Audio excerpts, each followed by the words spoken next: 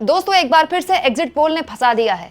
ऐसा लग रहा है कि महाराष्ट्र में या तो इंडिया की सरकार आएगी, या तो एनडीए की सरकार आएगी, या फिर त्रिशंकु विधानसभा आएगी, क्योंकि हर एग्जिट पोल एक अलग कहानी कह रहा है।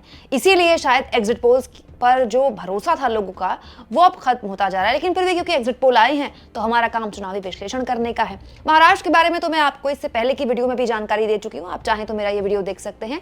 लेकिन मैं चाहती हूँ कि अभी का सबसे हैरान करने वाला एग्जिट पोल सबसे पहले मैं आपके सामने रखूं, और वो है दोस्तों एक्सिस माइंडिया। एक्सिस माइंडिया जो लोकसभा चुनाव तक आज तक में बैठकर ओपिनियन पोल एग्जिट पोल किया करते थे, लेकिन उनका एग्जिट पोल काफी गलत साबित हुआ, जिसके बाद अब एक्सिस माइंडिया ने पोल तो किया है लेकिन आज तक में नहीं अपना स्वतंत्र पोल किया है। दोस्तों एक्सिस माइंडिया ने एक हैरान करने वाला एग्जिट पोल किया है।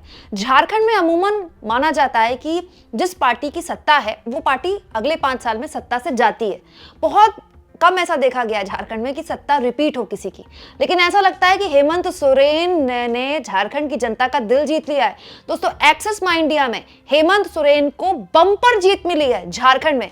जी हाँ दोस्तों, ऐसा लग रहा है कि ठीक चुनाव से पहले जिस तरह से हेमंत सोरेन को जेल डाला गया, उसके बाद आदिवासियों में रोटी बेटी और माटी का मुद्दा पीएम मोदी ने उठाया, वो कुछ भी नहीं चला है। यहां तक कि एक्सिस माइंडिया का सर्वे ये भी बताता है कि लाडली बहन योजना की तर्ज पर जो मैया सम्मान योजना हेमंत सोरेन ने लॉन्च की थी वो भी काम करती दिखाई दे रही है। तो दोस्तों एक्सिस माइंडिया ये कहता है कि इंडिया गठबंधन, जिसमें हेमंत सोरेन की पार्टी है, आरजेडी है और कांग्रेस है, वो बहुमत के आंकड़े से बहुत आगे जा रही है 53 सीटों के साथ। ये अपने आप में चौंकाने वाला आंकड़ा है दोस्तों। 53 सीटें तो मतलब आप समझ लीजिए कि इंडिया गठबंधन झूम के सरकार बना रहा है झारखंड में। और एक्सिस माइंडिया का दावा है कि जो एनडीए है वो काफी पीछे रह सकता है, मात्र 25 सीटें एनडीए को मिल सकती है। यहां मैं आपको बता दूं दोस्तों कि चुनाव से पहले एनडीए के बड़े बड़े नेता झारखंड मुक्ति मोर्चा में या तो शामिल हो रहे थे या फिर इंडिया गठबंधन में शामिल हो रहे थे, और झारखंड में अच्छा खासा प्रचार किया है मोदी जी ने, अमित शाह ने। और बाकायदा असम के मुख्यमंत्री हेमंत बिस्व शर्मा तो करीब 1 महीना ऐसा लगा कि झारखंड में ही रह रहे हैं। लगातार खुलेआम हिंदू मुसलमान का मुद्दे पर चुनाव लड़ा बीजेपी ने, घुसपैठियों के मुद्दे पर चुनाव लड़ा। लेकिन एक्सिस माइंडिया का ये एग्जिट पोल बताता है कि किसी भी हाल में, कम से कम इस एग्जिट पोल के हिसाब से, झारखंड में बीजेपी सत्ता में आती नहीं दिख रही है, ना ही एनडीए में सत्ता में आता दिख रहा है, बल्कि झारखंड पूरे मन से हेमंत सोरेन को एक बार फिर से सत्ता में पहुंचा रहा है। लेकिन ऐसा कोई भी एग्जिट पोल फिलहाल तो महाराष्ट्र को लेकर नहीं है, क्योंकि महाराष्ट्र को लेकर बहुत ही कंफ्यूजिंग एग्जिट पोल अब दिख रहे हैं दोस्तों। जैसे दोस्तों रिपब्लिक पी मार्क ने जो एग्जिट पोल किया है उसको देखकर ऐसा लगता है कि त्रिशंकु विधानसभा की तरफ महाराष्ट्र बढ़ रहा है। जैसे यहाँ दोस्तों इंडिया गठबंधन को 126 से 146 सीटें दी गई हैं और एनडीए को 137 से 157, मतलब दोनों ही गठबंधनों को बहुमत के आसपास की सीटें दे दी गई और अदर्स को कम सीटें दी गई हैं इसमें, इसके हिसाब से। इसके अलावा दोस्तों मैट्रीज, जिसका आंकड़ा मैं आपके सामने इससे पहले वाली वीडियो में रख चुकी हूं, इसमें बड़ी आसानी से एनडीए की सरकार बनती दिखाई दे रही है। इलेक्टोरल एज के बारे में तो खैर मैं आपको बता ही चुकी हूँ, इसमें इंडिया गठबंधन की सरकार बनती दिखाई दे रही है।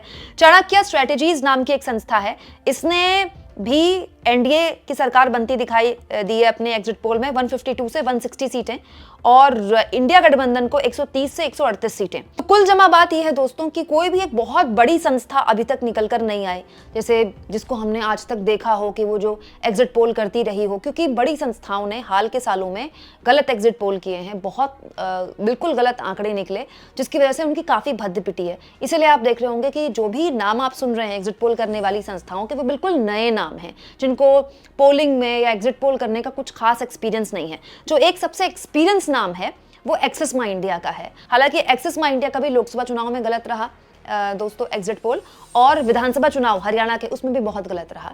लेकिन सच्चाई तो ये है कि अब हम चुनावी विश्लेषण कर रहे हैं तो हमें सभी के आंकड़ों को सामने रखना होगा। हाँ, ये कहा जा सकता है दोस्तों कि महाराष्ट्र में जो हर कोई कह रहा था कांटे की टक्कर है, कांटे की टक्कर है, कम से कम हर एग्जिट पोल वही दिखा रहा है, कांटे की टक्कर है। और ये भी बताता है कि इतना सब कुछ करने के बावजूद भी, आप सोचिए ईडी, सीबीआई, मीडिया, सब कुछ तो एनडीए के पास था, पैसा, मसल पावर, हर तरह का मैनेजमेंट एनडीए के पास था। उसके बावजूद भी आंकड़ों में अगर इंडिया गठबंधन इतनी क्लोज फाइट दे रहा है, इन आंकड़ों के हिसाब से एनडीए को, तो फिर महाराष्ट्र में तो कुछ भी हो सकता है 23 तारीख को। अब 23 तारीख को जब ईवीएम खुलेंगी तो फिर किसकी बनेगी सरकार, किसको इसका फायदा मिलेगा और किसको नुकसान, ये तो आने वाला वक्त ही बताएगा। लेकिन महाराष्ट्र की जो लड़ाई है यह बहुत दिलचस्प मोड़ पे पहुंचने वाली है। अब आप मानकर चलिए कि आज की रात और 23 तारीख तक हर एक पल महाराष्ट्र में किसको किसका फोन जाएगा और कौन किसके साथ आ जाएगा कुछ नहीं कह सकते। मैं तो ये भी मानती हूं कि अगर मामला त्रिशंकु विधानसभा का हुआ दोस्तों, तो अभी जो गठबंधन है, चाहे वो इंडिया गठबंधन हो चाहे वो एनडीए गठबंधन हो, कोई भी तोड़ के कहीं भी जा सकता है। लोग तो ये भी कहते हैं कि अजित पवार चाचा के पास फिर से चले जाएं और फिर इंडिया गठबंधन का हिस्सा बन जाएं। और अब तो चर्चा ये भी है महाराष्ट्र में दोस्तों कि एकनाथ शिंदे और शरद पवार की बहुत अच्छी बनती है। तो शरद पवार चाहते हैं कि उनकी बेटी सुप्रिया सुले मुख्यमंत्री बन जाए और ऐसी कोई सरकार बन जाए जो कि गैर बीजेपी और गैर कांग्रेसी होगी। हालांकि ऐसी कोई सरकार बनेगी तो फिर उसकी क्या रूपरेखा होगी, बड़ा अजीब है ये सोचना समझना। लेकिन अब देखिए महाराष्ट्र में अगर त्रिशंकु विधानसभा हुई तो बनेगी जोड़ तोड़ की सरकार, और जोड़ तोड़ की सरकार बनने में क्या वक्त लगता है। बड़ा दिलचस्प हो गया है महाराष्ट्र का चुनाव। 23 तारीख तक अब इसी पर चलेंगे चर्चा। साथ में दोस्तों हमें नहीं भूलना चाहिए कि महाराष्ट्र हो या फिर झारखंड हो, दोनों ही राज्यों में एनडीए ने बहुत ही ज्यादा पोलराइज चुनाव लड़ने की कोशिश की या चाहा कि पूरा का पूरा चुनाव पोलराइज हो जाए। और हमने तो ये भी सुना कि महाराष्ट्र में संघ ने अपनी पूरी ताकत झोंक दी। तो आरएसएस भी एनडीए के साथ है, इसके अलावा सारा muscle power, management power, money power वो भी एनडीए के साथ है, गोदी मीडिया एनडीए के साथ है। उसके बावजूद भी अगर मामला कांटे की टक्कर का होता है तो फिर कुछ कहा नहीं जा सकता कि 23 को आंकड़ा अगर थोड़ा बहुत ऊपर नीचे भी जाता है तो फिर किसके फेवर में आंकड़ा जा सकता है। इस बात पर भी गौर किया जाए दोस्तों कि महाराष्ट्र में हाल के दिनों में बयानबाजियां बहुत अजीब तरह से हुई है।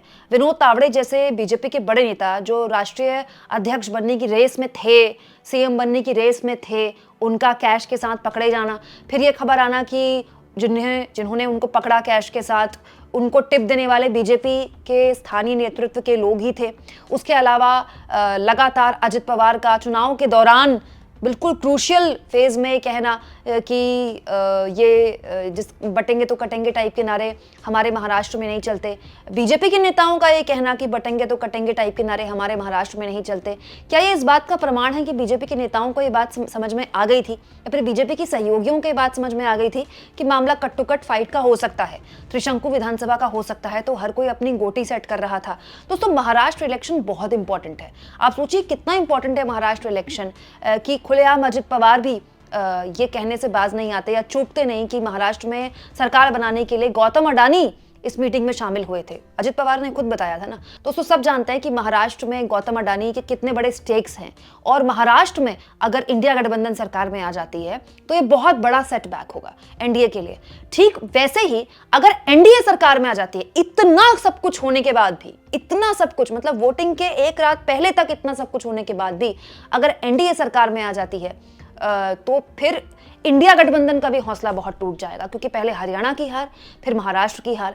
लेकिन इन सब के बीच जैसा कि मैंने कहा कि किसी भी एग्जिट पोल पर आज के दौर में विश्वास नहीं किया जा सकता, क्योंकि सबके आंकड़े गलत साबित हुए हैं। हाँ, लेकिन एक्सिस माई इंडिया के झारखंड के एग्जिट पोल को देखकर अगर ये सही साबित हो गया दोस्तों, तो ये अपने आप में झारखंड में इतिहास बनाने वाला वक्त हो जाएगा जब कोई सरकार रिपीट कर जाए। हालांकि जैसा कि मैं लगातार कह रही हूं कि दूध का झला जहाज भी फूक फूक कर पीता है। एग्जिट पोल, ओपिनियन पोल पर हमें कतई विश्वास नहीं करना चाहिए।